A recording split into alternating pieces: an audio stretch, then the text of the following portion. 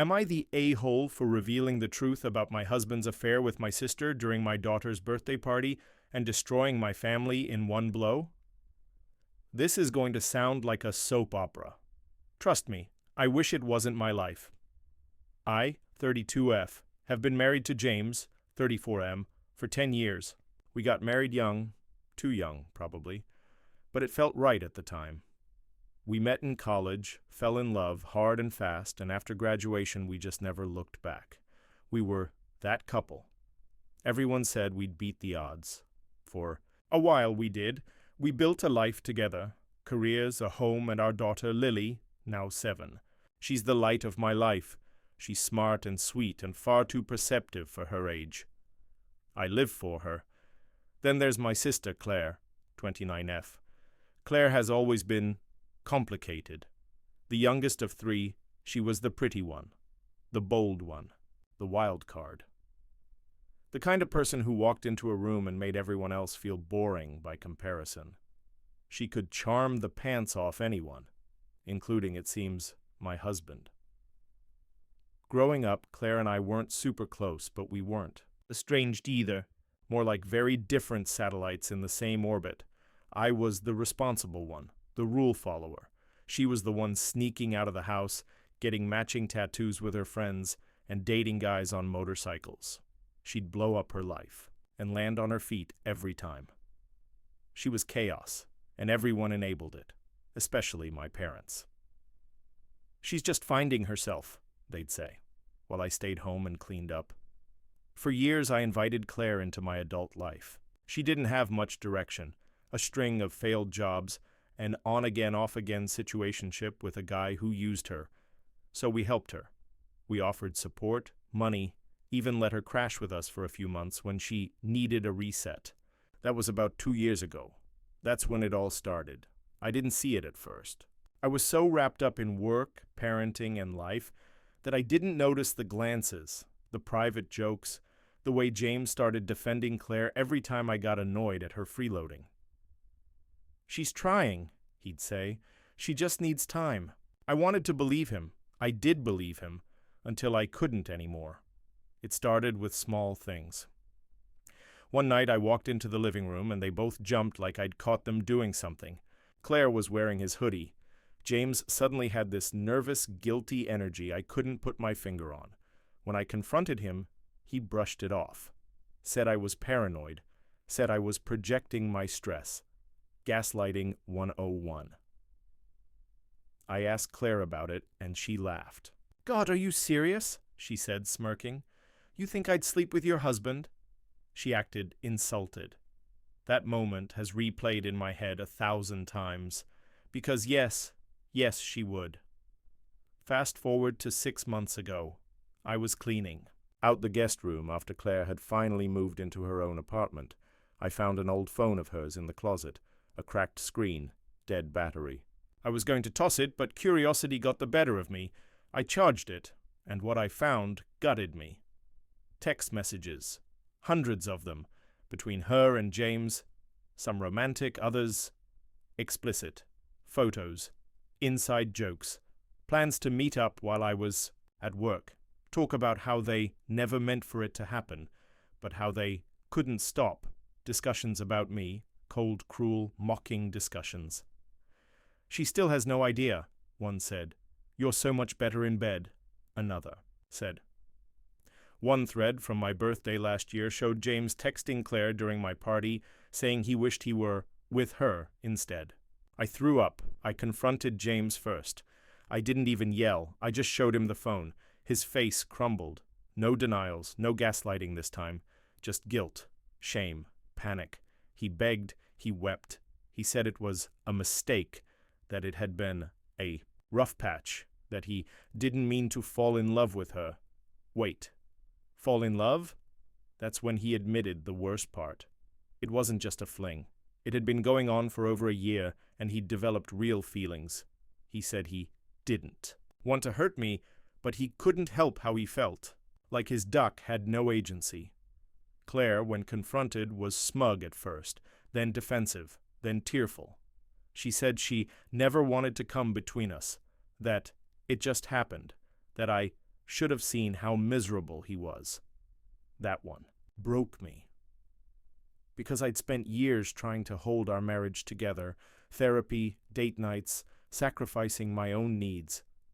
And apparently, behind my back, I was being replaced by the very person I once called family. I kicked James out. Changed. The locks. Filed for divorce. Here's where it gets messy. I didn't tell anyone at first. Not my parents, not our daughter, not even my best friend. I needed time to breathe, to figure out how to survive. Then came Lily's 7th birthday. We had a small backyard. Party planned, just close family and a few of her friends. I didn't want to cancel.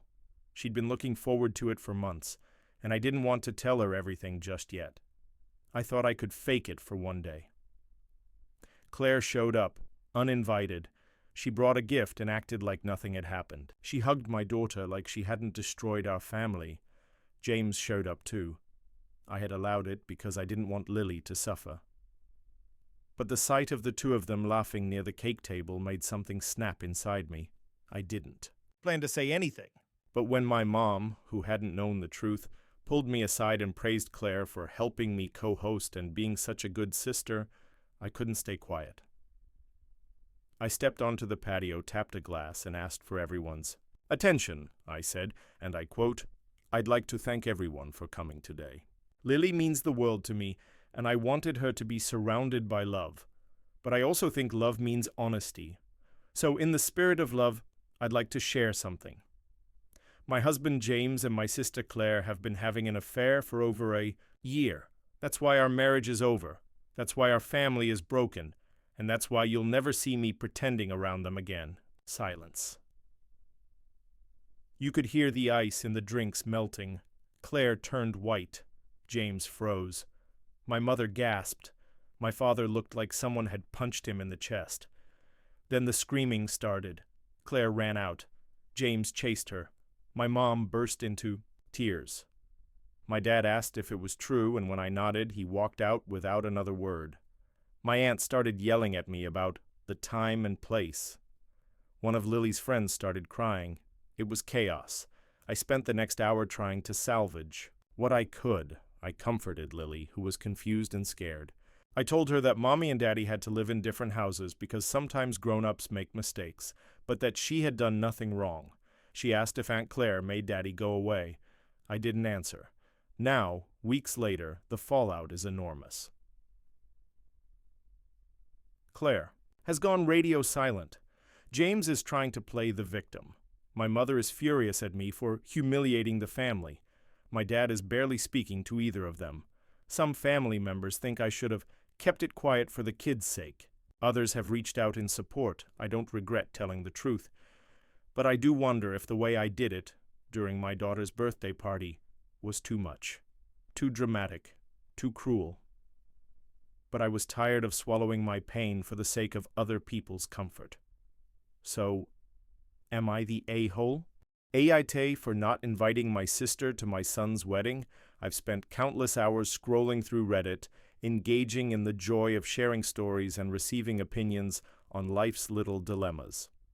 Today, however, I find myself in a situation that feels a lot less like a minor inconvenience and a lot more like a funeral for relationship dynamics. As I pen this, the weight of my decision hangs heavy, and I need to know if I crossed a line or if I'm justified in not inviting my sister, Helen, to my only son's wedding. First off, allow me to introduce myself. My name is Mark, and I inked my way through 4 decades of life riddled with trials, triumphs, and the bittersweet tang of family ties. I am a 57-year-old single father with a son, Evan, who is about to marry his college sweetheart, Lily, next month. They're a picture-perfect couple, and it warms my heart to witness their love bloom. But beneath the sweetness of this moment lurks a gnawing bitterness that I could have never anticipated. My relationship with my sister, Helen, has been complicated for as long as I can remember. I wouldn't go so far as to say it's been abusive, but it's certainly been turbulent. If my father sprinkled a little salt on every dish, Helen flipped the lid off the shaker and created a dish solely made of salt. Unfiltered opinions served, with a sour undertone. Growing up, she was the smartest, the most beautiful, the most talented, at least in our parents' eyes. I was the perpetual underachiever, the happy-go-lucky brother who never quite hit milestones, didn't pursue the typical career path, and certainly didn't marry the right kind of girl. When I became a father, things took a turn. It brought meaning and joy to my life, which, up until that point, had felt like mere existence. My ex-wife, Emily, who is still my closest friend, shared in my joy but eventually left due to her own pursuits, leaving me to navigate parenthood alone. I threw myself wholeheartedly into raising Evan. We had our struggles, sure, but it was our unique bond that kept us going. The two of us became a well-oiled machine, navigating life together with an understanding that sometimes you just have to rely on each other. Fast forward to present day. Evan decided on a beautiful venue for his wedding, an outdoor setting, with sunflowers and rustic charm that reminded us of the summers we spent gardening and tackling dad-son projects. The wedding is set for a Saturday afternoon, and Evan expressed his desire for only those closest to him to be there, which I wholeheartedly agreed with. However, I didn't anticipate how much Helen would insist on being included in the festivities. As soon as she caught wind of the wedding plans, she began her relentless campaign to garner an invitation. It wasn't that she was simply excited for her nephew's wedding. It was more about asserting her significance in the family. Given her track record, the endless criticism, the unsolicited life advice, and her knack for stealing the spotlight, I was determined to draw a line in the sand. One day, during a casual phone call, she dropped the bombshell. "You're going." To invite me, right?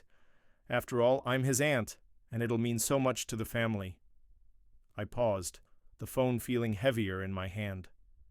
In my mind, I envisioned her hovering over Evan on his big day, filling the air with her notorious opinions, like a gray rain cloud blocking out the sunshine that should belong to him and Lily. I took a deep breath. "I don't think we'd like to invite more than those who are truly close to Evan and Lily, Helen. I hope you can understand." The phone call spiraled into a series of accusatory exchanges. She claimed I was being petty, that I was breaking family traditions, and accused me of trying to control the narrative. Ironically, I felt more like I was protecting it. The wedding wasn't about me. It was about Evan and Lily, a milestone that deserved to be celebrated in a bubble of love and support, free from Helen's chaos. Weeks passed, and the tension only thickened. I could feel the disapproval radiating from my sister through my phone and into my fractured heart. She went on to inform our parents about my decision, and they sided with her. My mother even called me, her voice laced with disappointment. "Mark, how can you leave your sister out? You know how much she loves Evan." Her words had the same tinged bitterness I learned to correlate with guilt. I could already see the cracks forming in our family, sharp as knives. A week before the wedding, the invitation list was finalized, and Evan was ecstatic about it. He told me how much it meant to him that we kept it intimate. The day turned into a whirlwind of excitement. The flowers were perfect. The cake tasted heavenly. And Lily had put together a guest list that spoke volumes about who truly mattered in their lives. But shortly after adding the finishing touches, I received a call from Helen. "You're making a terrible mistake. You'll regret this." For a moment, I lost my footing as irritation and guilt collided within me. "Helen, I just want Evan to have his day, free from drama. I need you to understand." "You think you're the one who gets to decide this?" she retorted, venom dripping from her voice. "This isn't just about you." Tears welled in my eyes as I hung up. It felt wrong. My sister was declaring war over an invitation that should have been a simple gesture of love. Yet deep down I felt that I was genuinely protecting Evan from potential heartache on what should have been the happiest day of his life. The wedding day arrived. The sun beamed down on the venue, making the sunflower arrangements bloom brighter than ever. The air was thick with excitement and love. Evan looked so handsome, standing tall and proud at the altar, eyes sparkling as he awaited Lily. My heart swelled with pride, and for one glorious moment I felt like the world was finally right. The ceremony unfolded like a well-crafted story, each moment etched into my memory. The vows were exchanged, tears flowed freely, and laughter erupted among friends and family. In that moment, I felt powerful and secure in my decision to keep the day serene. And then, of course, Helen crashed the party. Her presence was unmistakable. As the guest list buzzed with confusion, she stood at the entrance, arms crossed defiantly, eyes fixing on me like an unyielding hawk. A murmur fell through the crowd like the softest snowfall, and I felt the all-too-familiar lump in my throat. A cocktail of anxiety, dread, and disappointment. Did I misjudge how this would unfold? Why couldn't she respect the boundaries I worked so hard to create? Before I knew it, she ambled down the aisle, her shoes thumping loudly against the wooden floor. It was surreal. This wasn't about her.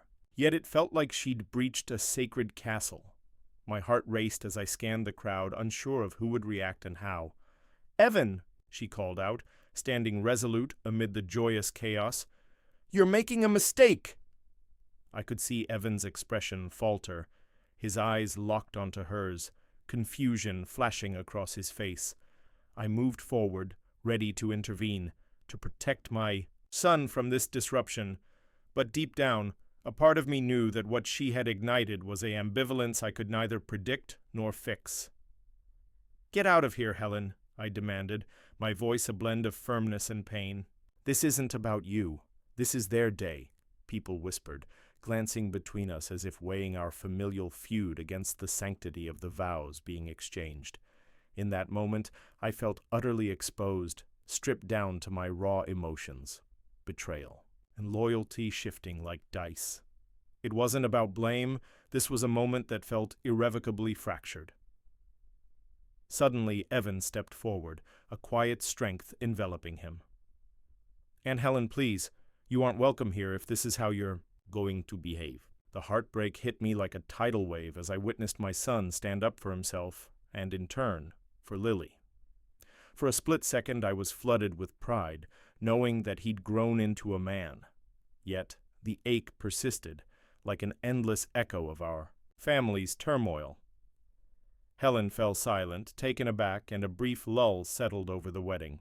In that uncanny silence, I had to confront the magnitude of my sister's actions and my own overwhelming desire for family cohesion versus protecting my son. And then, in a chilling moment, she turned and fled the scene. It was as if a cloud was lifted, sunlight piercing through anew. The atmosphere shifted back to joy and celebration, but the fracture remained between her and us, between family and loyalty.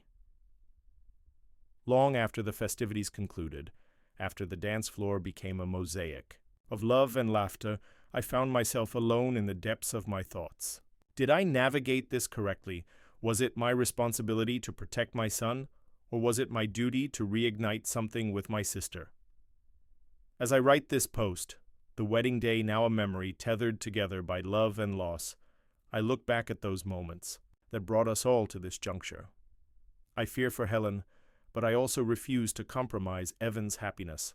Family is complicated, made up of layers of emotions, historical wounds, and attempts at reconciliation.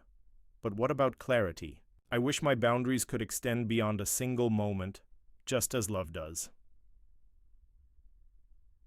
ETE for not inviting my sister to my son's wedding and wanting to protect him on his special day. I genuinely don't want my decision to reverberate through our family. But can I truly repair something that feels so irrevocably broken? Am I the a-hole for faking a new identity and dating my cheating ex's brother just to destroy their entire family from the inside out, and maybe falling in love in the process? This is going to sound insane, and maybe it is. But every word I'm about to write is true, and I'm sharing it here because I don't know who I am anymore. I don't even know if I regret what I did. I just know I can't carry it alone anymore. So you be the judge. 3 years ago, I, 28F at the time, now 31, was engaged to Kyle, then 30M. We'd been together for 5 years, and I thought I knew him inside and out. He was charming, stable, attentive, everything I thought I wanted in a partner. We were planning a spring wedding, had the venue booked, the photographer locked in, the invitations sent. He even cried when he saw me trying on dresses. I thought I'd won the jackpot. I was working 2 jobs to help us save for a down payment on a house. He said he'd pick up the rest. I thought we were a team. I even let him handle the finances because he said I was too stressed and deserved to relax. What I didn't know, what I wouldn't know until 3 weeks before the wedding, was that Kyle had been cheating on me for nearly 2 years with multiple women, and not just random hookups either. Whole-ass relationships. One of them thought she was the one he was going to propose to. Another had met his family. He was running a full-blown rotation. I only found out because one of the women, bless her heart, found my wedding registry online and messaged me anonymously with screenshots.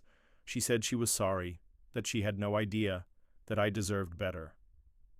When I confronted him, he didn't deny it. In fact, he blamed me, said I was always tired, too focused on work, not fun anymore. That I'd let myself go, as if my exhaustion from trying to build a future for us justified him screwing half the county. He said, "You're overreacting. It's not like I love them." Like that made it better. I called off the wedding, told everyone, returned the dress, ate the deposit. It destroyed me. But it wasn't just the betrayal. It was how coldly. He discarded me like I was some old sweater he'd outgrown. No remorse, no shame, just annoyance that he got caught. And then came the kicker. His family sided with him. His mother said, "Men have needs." His sister, who I'd thought was my friend, accused me of airing private drama. His brother, though, Alex, he was the only one who reached out to apologize. He said he was ashamed of Kyle, that he didn't know the full extent and he hoped I was okay. I ignored him. I was too broken to respond. But I remembered that message. I disappeared, moved 2 states away, changed jobs, cut ties. But I couldn't let it go. Every time I tried to move on, I kept hearing Kyle's voice in my head, mocking me, blaming me, laughing with his side pieces. I started spiraling. I couldn't sleep, couldn't eat. And then, one day, I made a decision that would change everything. I created a new identity. I don't mean plastic surgery or anything Hollywood. I just changed my name legally. Nothing illegal, just enough to be someone else. New social media, new email, new hairstyle, new everything. I became Marissa. And once I had that mask on, I did the unthinkable. I reconnected with Alex, Kyle's brother, under my new name. At first it was just curiosity. I wanted to see what he was like, if he was really the good one. I used a fake photo. At first, AI generated, nothing traceable. We matched on a dating app. I said I'd just moved to town. He was charming, sweet, earnest, everything Kyle pretended to be. I didn't plan to go further, but he asked me to meet up, and I did. He didn't recognize me. To be fair, I looked different hair, different voice, more confident. And we'd only met a handful of times. I was always Kyle's girl. I never made an impression. But he made one on me. And that was the problem. Because I didn't just go on 1 date. I went on 2, then 3, then we were spending weekends together, and suddenly I wasn't pretending anymore. I liked him, genuinely. He listened. He noticed things. He bought me flowers for no reason. He cooked. He made me laugh. Deep belly laughs I hadn't felt in years. I found myself wanting to forget the past, but I couldn't.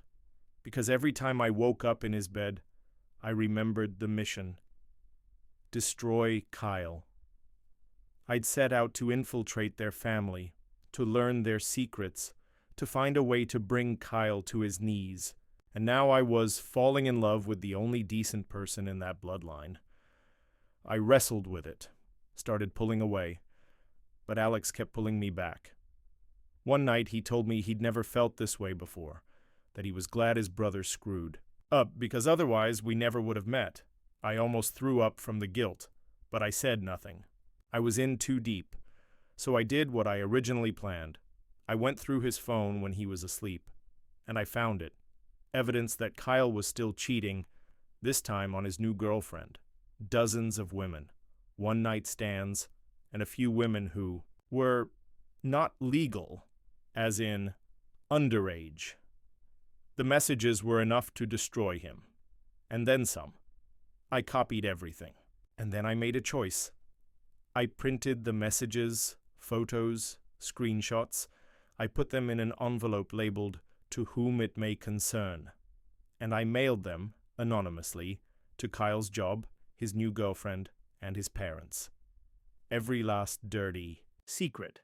I even included a flash drive of recorded voicemails and camera screenshots I'd pulled from his public cloud backup. It was a nuke. The fallout was biblical. His job launched an internal investigation. The girlfriend dumped him publicly, blasting him on social media. His parents were mortified. Finally. And Kyle? He spiraled. He tried to blame me, but he didn't know who did it. And Alex? He was disgusted. He cut Kyle off entirely. Then came the moment I'd been dreading. Alex proposed to me, and I said no. He was crushed. He asked why. And I told him the truth. Every word. My real name, my real past. My reason for dating him. My revenge. I even showed him the files. He was silent for a long time. Then he walked out. I thought it was over. 2 weeks later, he showed up at my door. He said he didn't know what to feel, that he was betrayed. But also, that he understood, that he'd wanted revenge too once, and that maybe the person I was when I came into his life isn't the same person standing in front of him now. He kissed me and said, "Let's start over.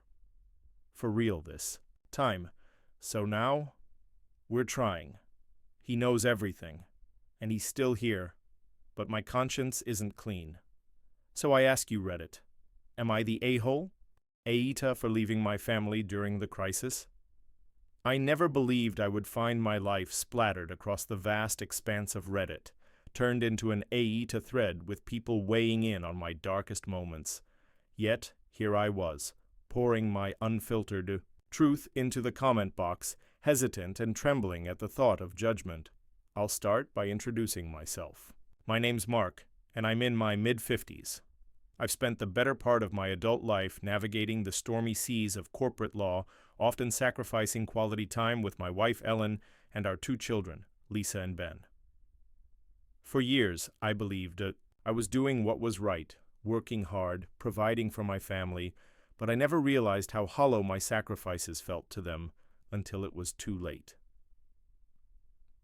The breaking point came just after the pandemic set in. Like many others, our lives were turned upside down.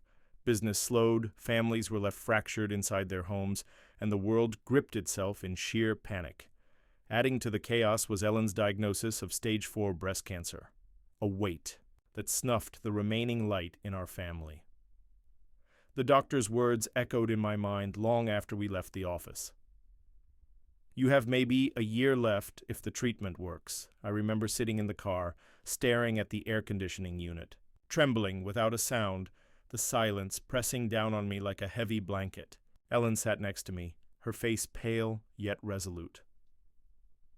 "We'll get through this together, Mark," she whispered, her voice barely audible over the motorway noise. "You were there for me during our wedding vows, and here you are again." But despite her kind words, I felt lost. The duties of being a parent and a husband weighed heavily, and every effort I made felt like a drop in a vast desert. I thought about my own mental health, how I felt trapped.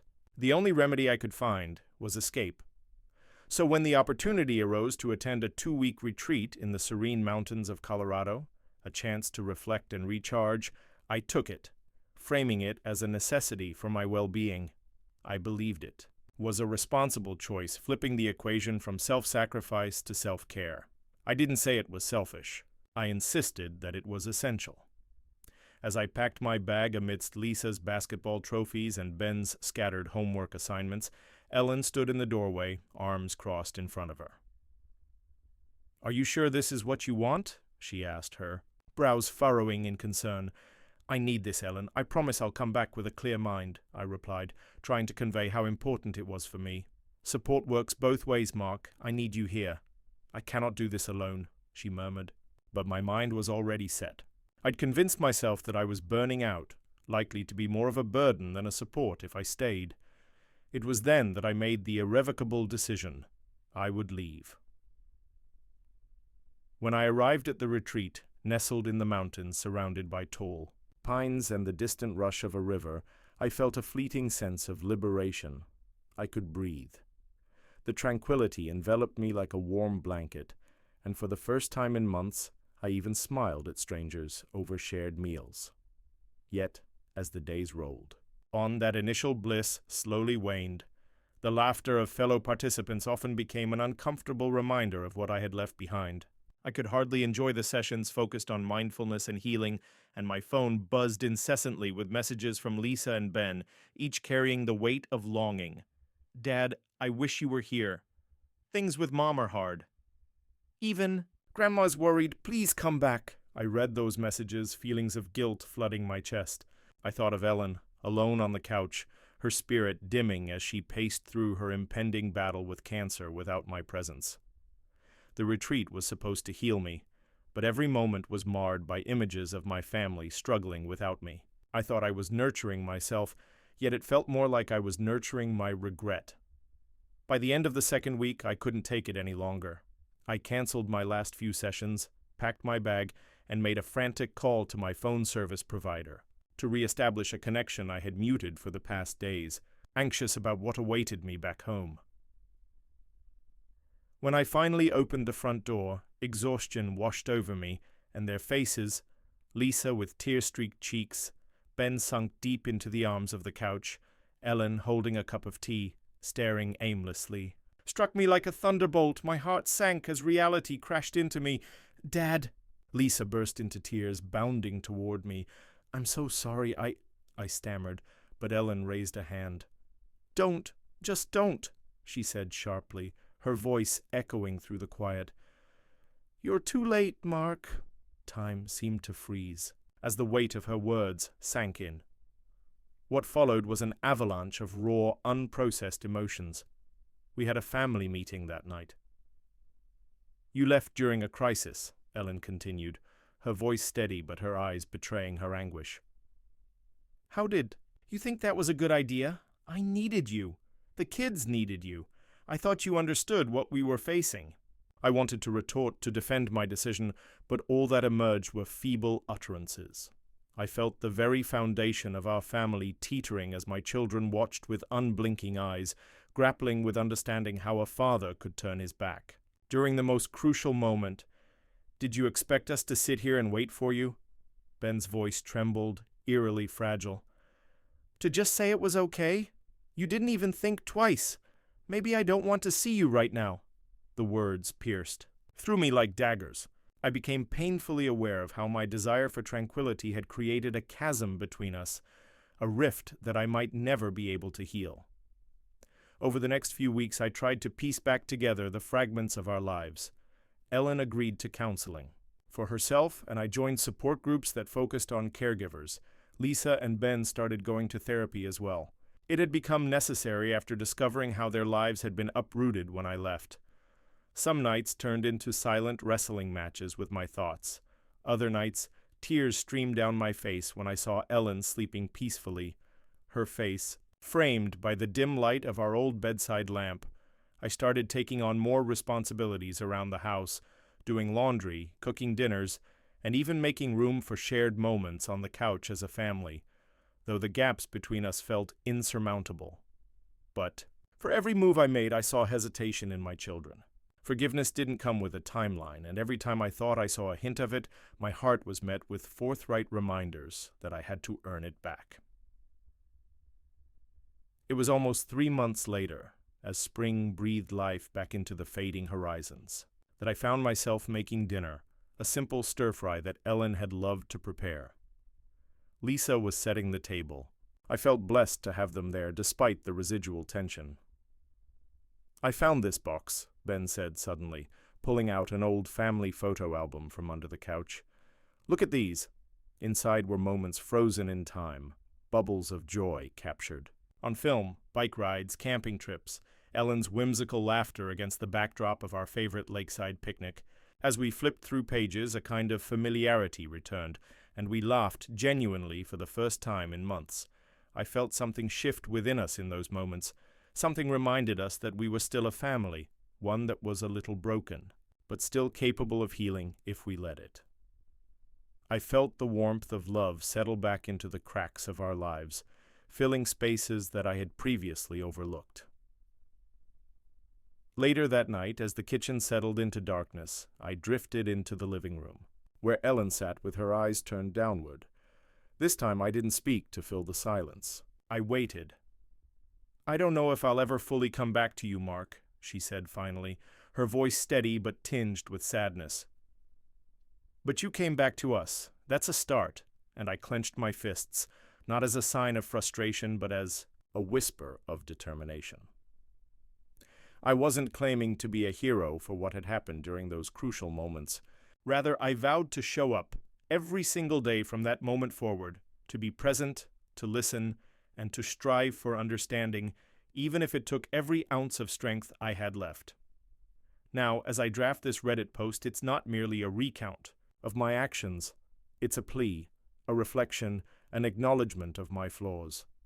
I may have left at a critical moment, but I came back aware of the lessons I must now carry. I can't change the past, but I'm trying to honor the pain and find the steps needed for healing. AITA for leaving my family during the crisis. I'm ready to hear what you all think, for better or worse. AITA for refusing to support my sister's dream. As I sit here, staring at the blinking cursor on my computer screen, I realize I haven't been completely honest with myself, nor with the world around me.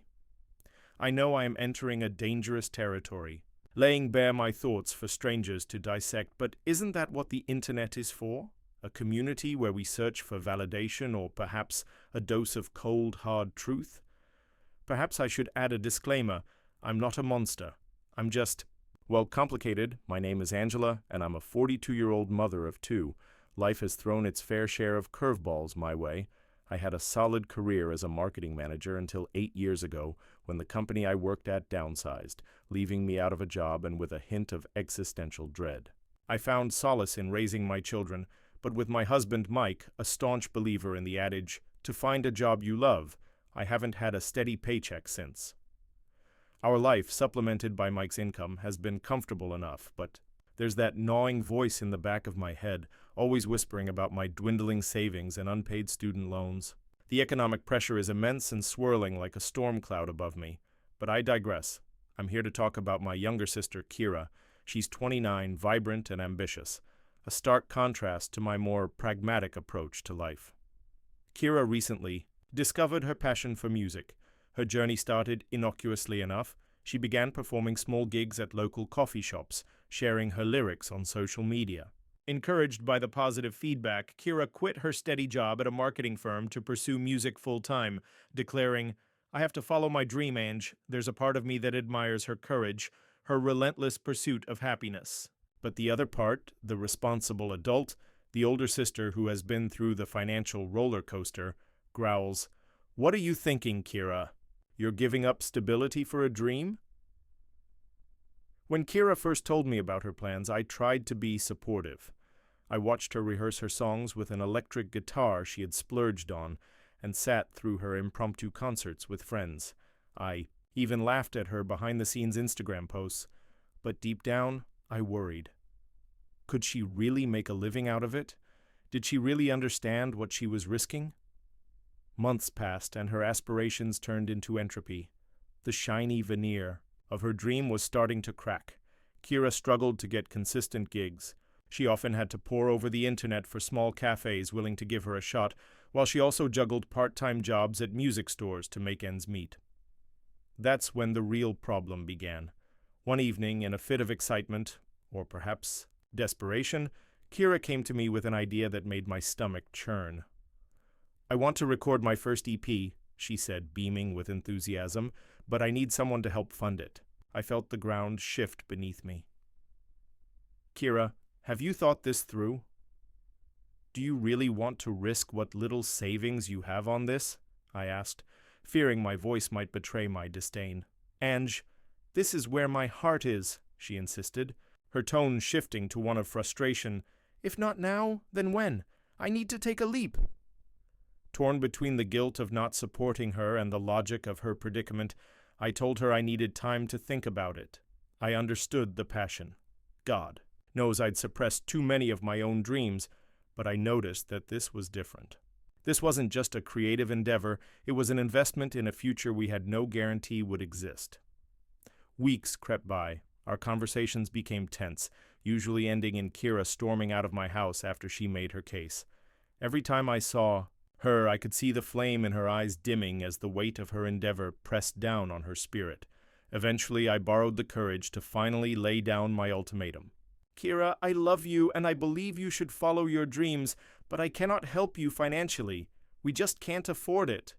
The words hung in the air like a storm cloud, and I watched the bright light in her eyes extinguish. The moment shattered everything between us. "So that's it?" she yelled, anger bubbling over. "You're just like everyone else. You don't believe in me." The scattering of broken trust between us was palpable, yet all I could focus on was the burden of responsibility bearing down on my shoulders. I felt betrayed by her naivety, even as I understood her passion.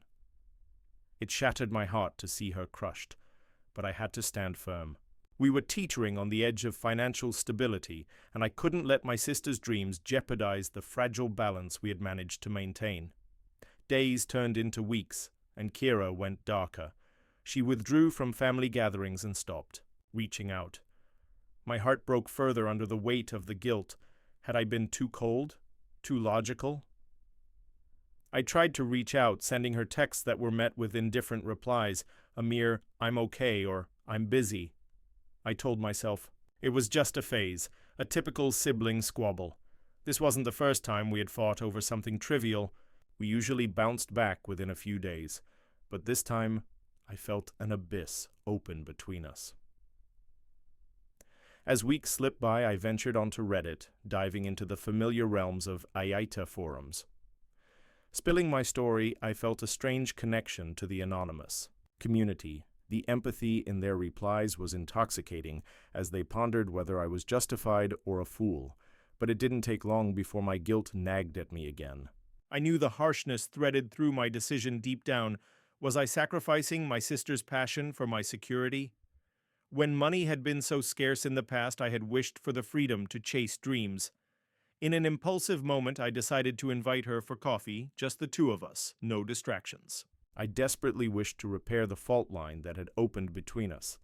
Sitting outside a quaint cafe on a sunny Saturday afternoon, I fidgeted, the palms of my hands sweaty as I watched her approach. Kira looked beautiful, and her usual carefree. Spirit seemed to have dimmed even further. We exchanged pleasantries, but the tension was palpable. I took a deep breath, the taste of guilt settling in my throat. "Kira," I said finally, nudging aside the burdensome silence. "I'm really sorry. I shouldn't have shot down your dream that way. I've seen how much it means to you." Her eyes, once bright and vibrant, now seemed focused elsewhere, trapped between hurt and resentment. "What's the point, Angela?" she shot back, annoyance punctuating her voice. "I really thought you believed in me." "I do. I worry. You're putting everything on the line for something so uncertain.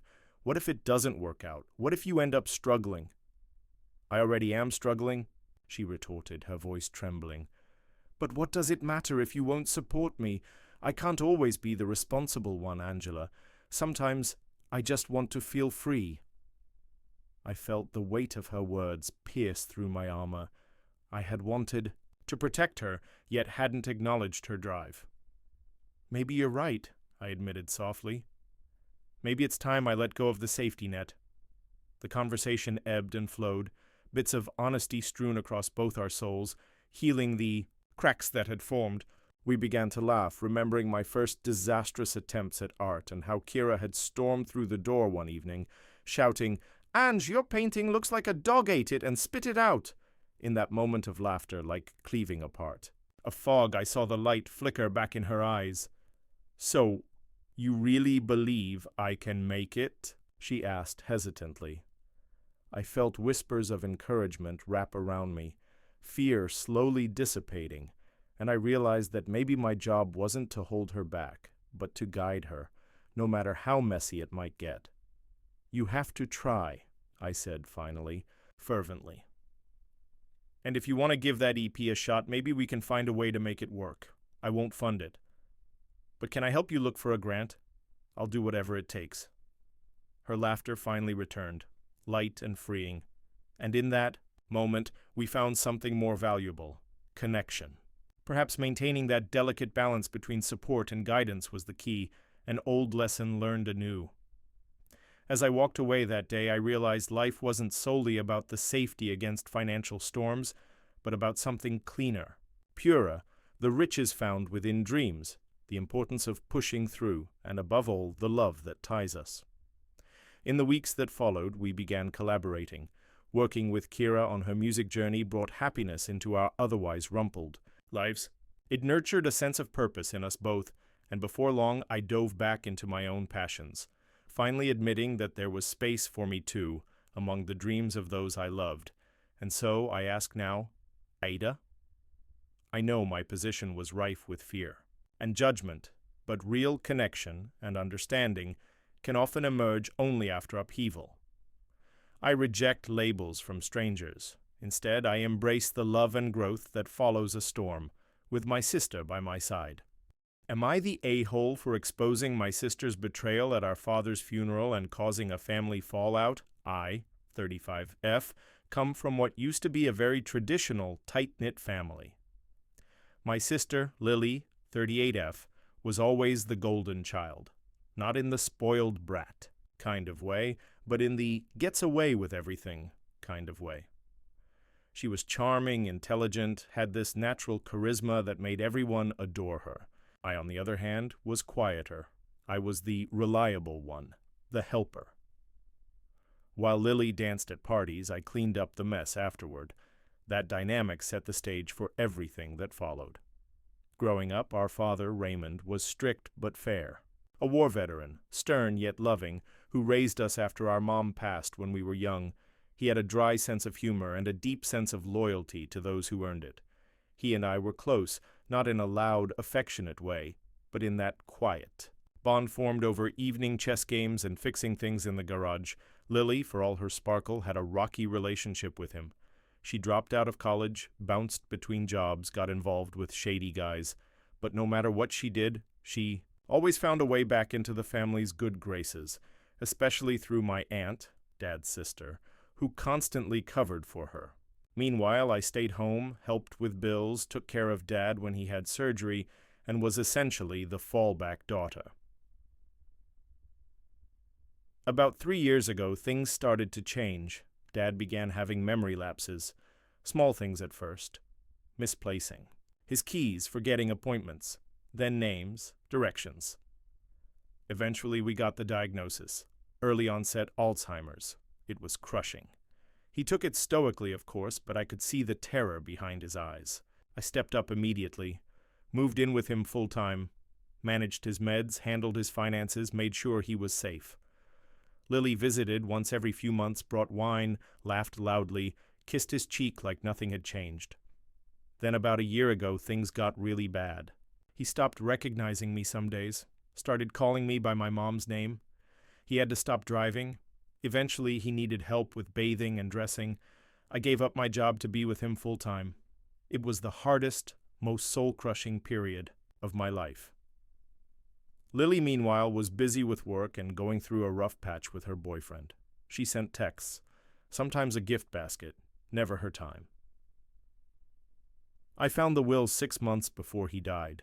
It was tucked in a lockbox in his closet, along with an older version. The new one was dated 2 years ago, shortly after his diagnosis. It left everything to me: the house, the savings, the car. In the attached letter, he explained that he loved Lily, but that I had been his rock, and that he wanted to make sure I was cared for after everything I'd done. It wasn't gloating or mean-spirited, just honest. I never told anyone. I didn't want the drama. I thought maybe I'd just wait until he passed and deal with it then. But a part of me, a small, angry part, also wanted her to see what being present actually meant. Then, 2 months ago, Dad died. It was peaceful, quiet, just me and him. He held my hand and said, "You're a good girl," before he slipped away. I broke. I didn't sleep for days. I organized the funeral while Lily posted glamorous black and white selfies of the two of them on Instagram with dramatic captions like, "My first hero." My heart is broken. She showed up late to the wake in designer heels, cried loud enough for everyone to hear, then got drunk at the aftergathering and made it all about her grief. Then came the reading of the will. I had it done privately, just with the lawyer and Lily. She was smirking when we sat down like she already knew what was coming. That smirk vanished fast. When the lawyer read out that the entire estate was left to me, she went pale. Then red.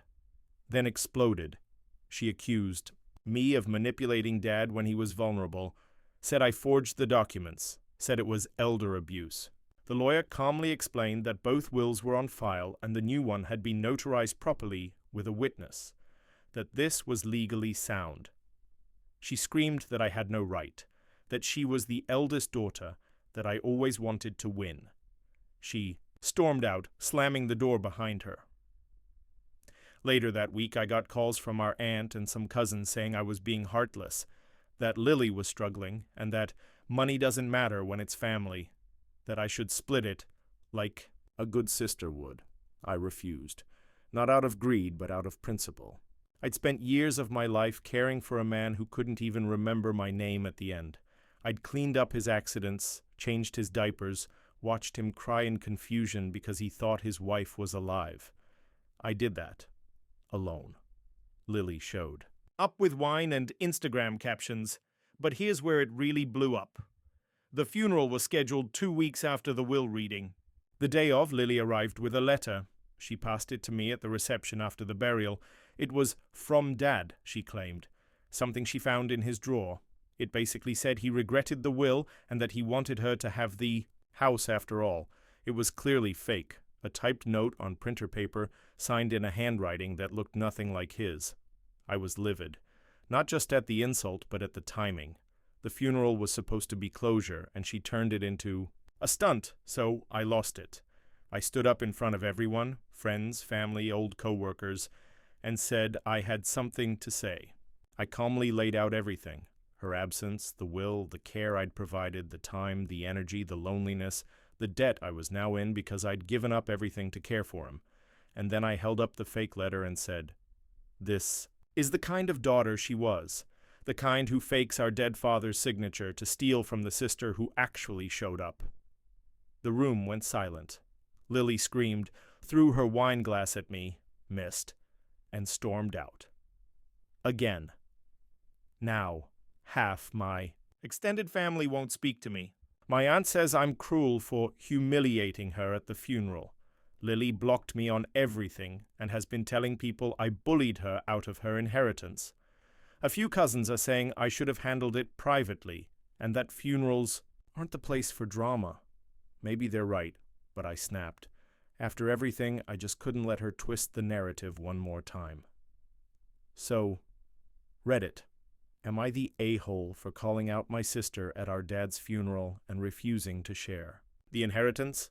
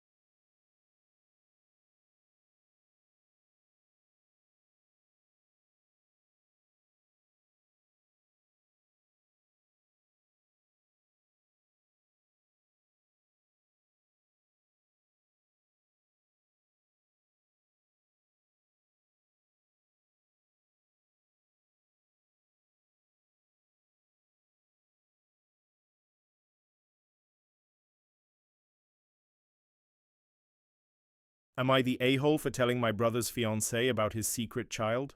Okay, buckle up, because this is not your typical family drama. I, 32M, have a younger brother, Ryan, 28M. Growing up, we were close, not finish each other's sentences. Close, but he was my kid brother, and I always felt responsible for him, especially after our dad died when I was 17 and he was 13.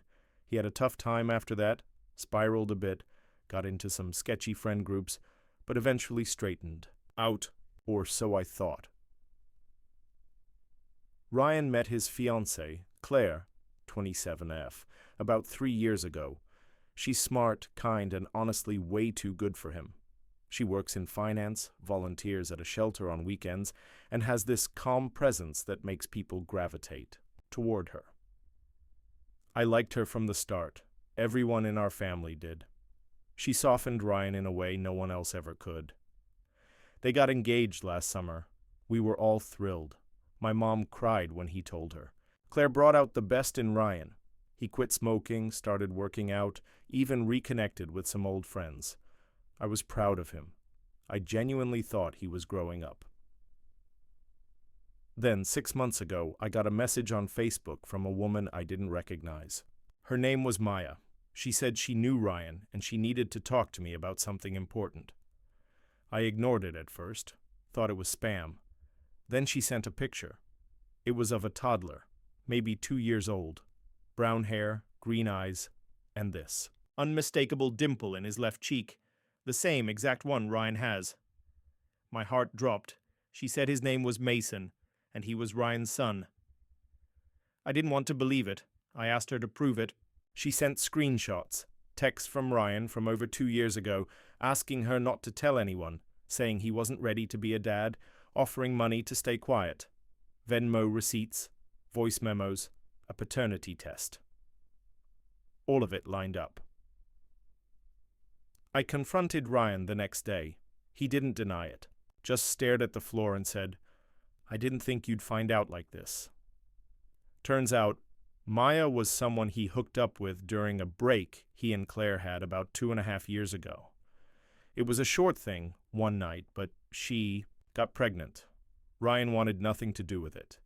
He said he wasn't ready to be a dad, and Maya, after a lot of back and forth, decided to raise Mason on her own. But now she was reaching out again, saying Mason was asking about his dad, and she couldn't keep lying to him. I asked Ryan what he was planning to do. He shrugged, said he didn't want to lose Claire, that if she found out, she'd leave him. I said, "You don't think she deserves to know?" He said, "Not if it's going to ruin everything." I left it alone for a while, but it ate at me. Every time I saw Claire, smiling, talking about wedding plans, showing me Pinterest boards of centerpieces and cake ideas, I felt sick. She had no idea, none. And Ryan was letting her build a life on a lie. A few weeks ago, Claire and I ended up at the same family BBQ without Ryan. He was out of town for work. She asked me if Ryan had ever mentioned wanting kids. I froze. She said she wanted a big family, but Ryan always dodged the topic, and she was worried he didn't want that life. I couldn't lie anymore. I told her. Everything. I didn't do it in a dramatic way. I sat her down, said I needed to tell her something serious. I showed her the text, the picture, the proof. I told her I wasn't doing this to be cruel, but because she deserved to know what kind of man she was about to marry. She was silent for a long time. Then she thanked me. Got up, left. Didn't say goodbye to anyone. That night, she confronted Ryan, called off the wedding, moved out of their apartment. He called me screaming, saying I ruined his life, that I had no right, that I betrayed him. My mom is furious. She says I should have let him handle it on his own. That family sticks together even when they screw up. Ryan isn't talking to me. Neither are a few cousins who think I overstepped. But Claire sent me a message last week. She said she was heartbroken, but grateful.